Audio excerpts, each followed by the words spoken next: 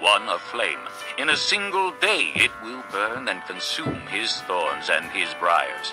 The splendor of his forests and fertile fields it will completely destroy, as when a sick man wastes away.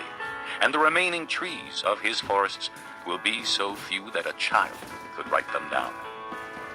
In that day, the remnant of Israel, the survivors of the house of Jacob, will no longer rely on him who struck them down, but will truly rely on the Lord, the Holy One of Israel. A remnant will return. A remnant of Jacob will return to the mighty God. Though your people, O Israel, be like the sand by the sea, only a remnant will return. Destruction has been decreed, overwhelming and righteous. The Lord Almighty, will carry out the destruction decreed upon the whole land. Therefore, this is what the Lord Almighty says. O my people who live in Zion, do not be afraid of the Assyrians, who beat you with a rod and lift up a club against you as Egypt did. Very soon my anger against you will end, and my wrath will be directed to their destruction.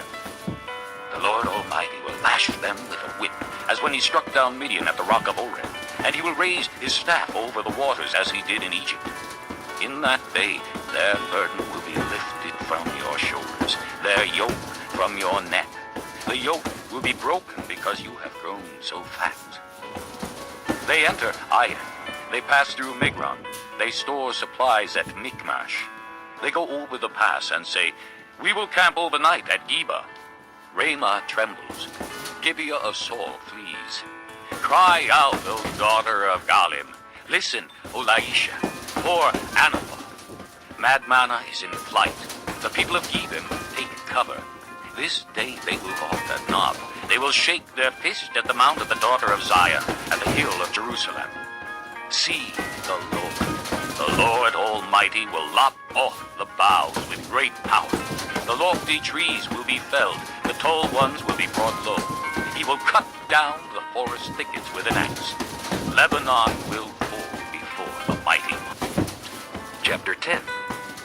Woe to those who make unjust laws, to those who issue oppressive decrees to deprive the poor of their rights and withhold justice from the oppressed of my people, making widows their prey and robbing the fatherless. What will you do on the day of reckoning, when disaster comes from afar? To whom will you run for help? Where will you leave your riches? Nothing will remain but to cringe among the captives or fall among the slain.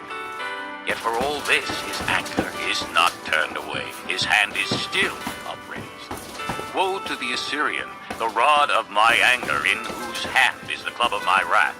I send him against a godless nation.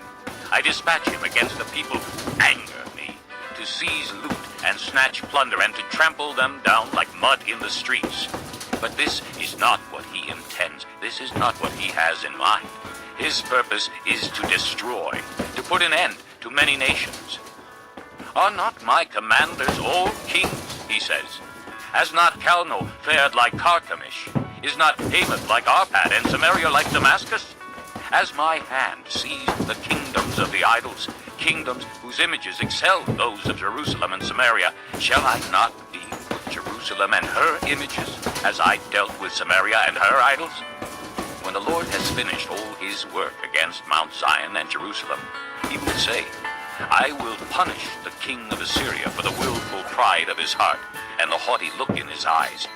For he says, by the strength of my hand I have done this, and by my wisdom, because I have understanding. I removed the boundaries of nations. I plundered their treasures. Like a mighty one I subdued their kings. As one reaches into a nest, so my hand reached for the wealth of the nations. As men gather abandoned eggs, so I gathered all the countries. Not one flapped a wing or opened its mouth to chirp. Does the axe raise itself above him who swings it, or the saw boast against him who uses it? As if a rod were to wield him who lifts it up, or a club brandish him who is not wood. Therefore the Lord Almighty,